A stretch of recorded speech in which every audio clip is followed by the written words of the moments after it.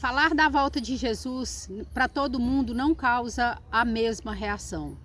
Muitas pessoas se sentem atormentadas com a possibilidade desse grande dia, inclusive pessoas que estão vivendo o Evangelho de Jesus.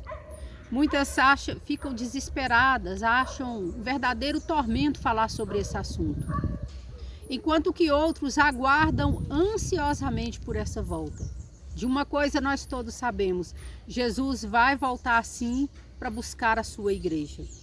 Eu convido você a meditar comigo agora, nos próximos minutos, a respeito desse assunto.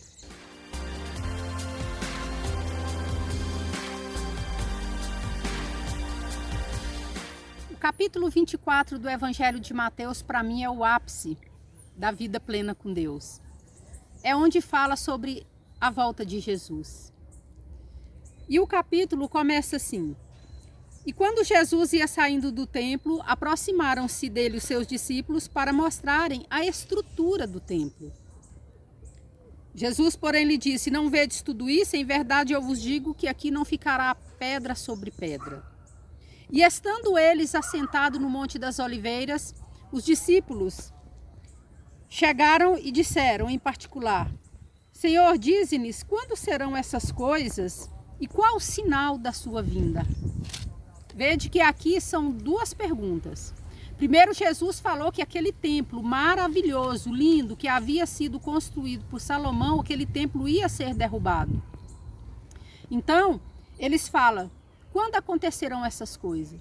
Logo em seguida, os discípulos falam: e quais os sinais da sua vinda? Então, são duas perguntas. Então, Jesus respondeu-lhes. Novamente, Jesus toma todo o cuidado de dizermos: acautelai-vos para que ninguém vos engane. Jesus se preocupava muito com essa questão do engano. Ele via como os fariseus, os saduceus, os escribas, como eles eram afinados no conhecimento.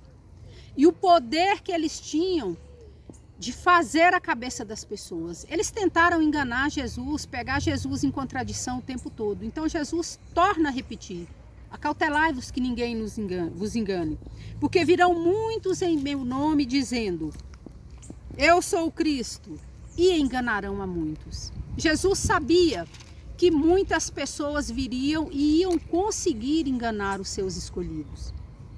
E ouvireis, porque muitos virão: eu sou o Cristo, e enganarão a muitos. E ouvireis de guerra e de rumores, guerras e rumores de guerras. E olhai, mas não vos assustei, porque é mister que tudo isso vos aconteça. E aí Jesus começa a falar de tantos sinais que iam acontecer. Então ele fala: levantará nação contra nação, reino contra reino, haverá fome, peste, terremoto em vários lugares. Mas tudo isso é o início das dores. Vos entregarão para serdes atormentados.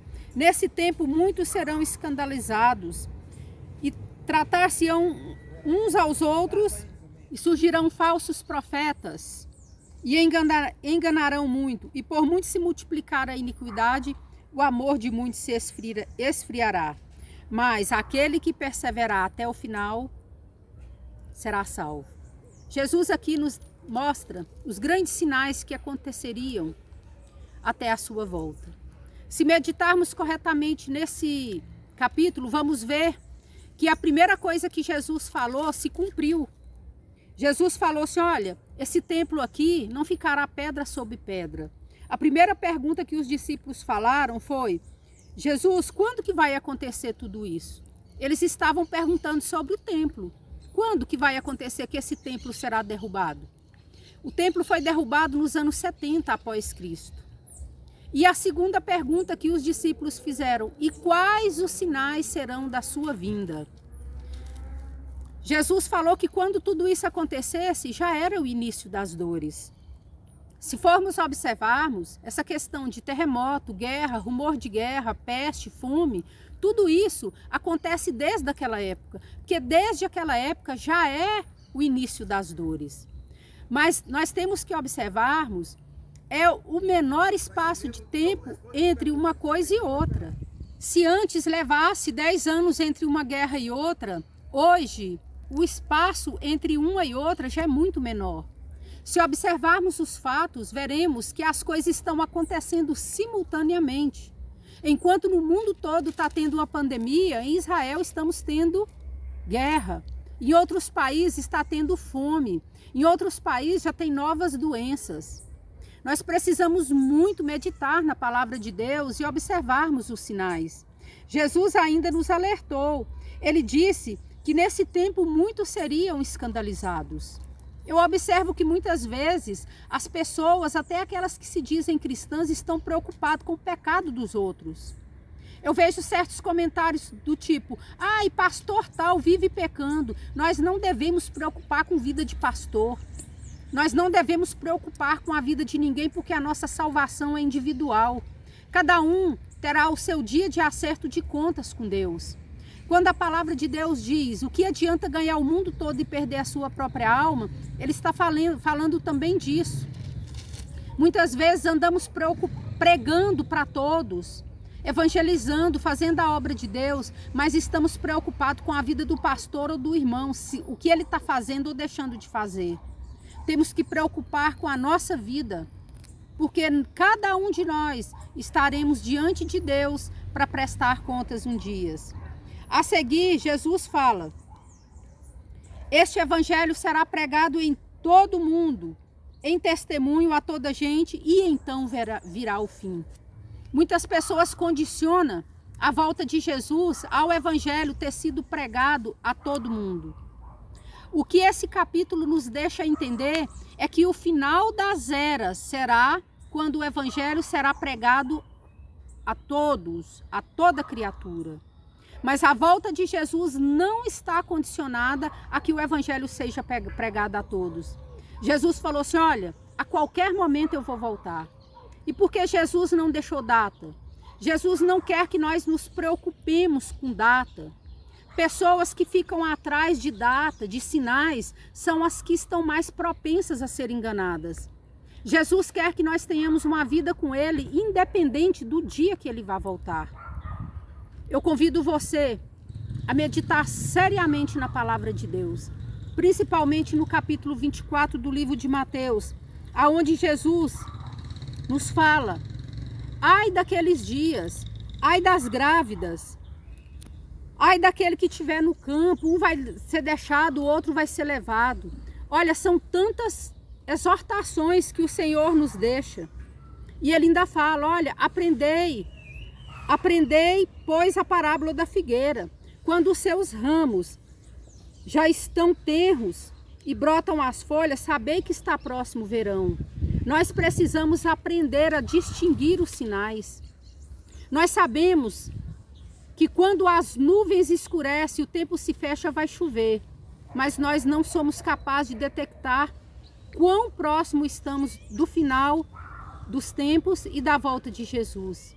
A volta de Jesus não está condicionada à pregação do evangelho a toda criatura. Essa condição é para o final das eras, o final de todos os tempos. A volta de Jesus vai acontecer a qualquer momento. Então que você venha meditar no capítulo 24 de Mateus e principalmente observar o que Jesus começou a dizendo. Acautelai-vos para que ninguém vos engane. Cuidado com as pregações que você vê pela TV. Cuidado com aquelas pregações que alisam o teu ego. Cuidado com os ventos fortes que chegam no meio do cristianismo. Como hoje, está tão comum, não precisamos de igreja.